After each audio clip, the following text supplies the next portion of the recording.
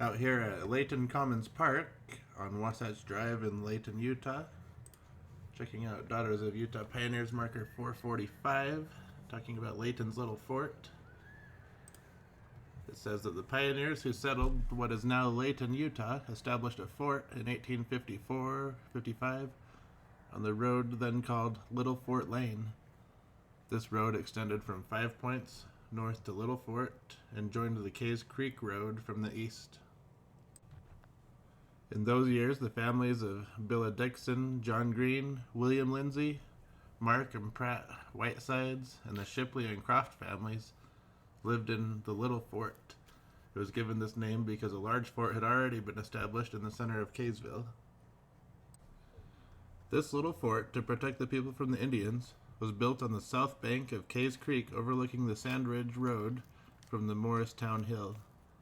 The fort served mainly as a lookout point on Indian camp area. Friendly Indians lived along the hollow. Little Fort was built in the shape of a square, with the houses forming the outside walls, which were built of rock, dried mud, and mortar. Vegetable gardens, which provided necessary food, were raised in the center court of this fort and tended for several years after the fort was abandoned. One cabin that was moved from Little Fort can still be found at 400 North Fort Lane, near the Layton High School.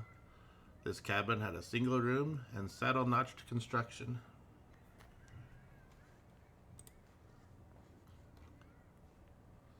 Over here we have the Joseph Cap Hill Cabin. After sitting 161 years on its original building site, the Joseph Hill Cabin was moved to Layton Commons Park in 2017. The cabin is one of the oldest pioneer buildings in Davis County. It was built by Joseph Hill Sr. and his family between 1851 and 54, and has been in the possession of the Hill family for over 5 generations.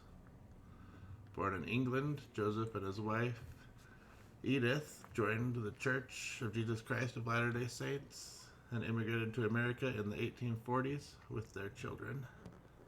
They lived in Nauvoo, Illinois, and then moved to Utah in September of 1850.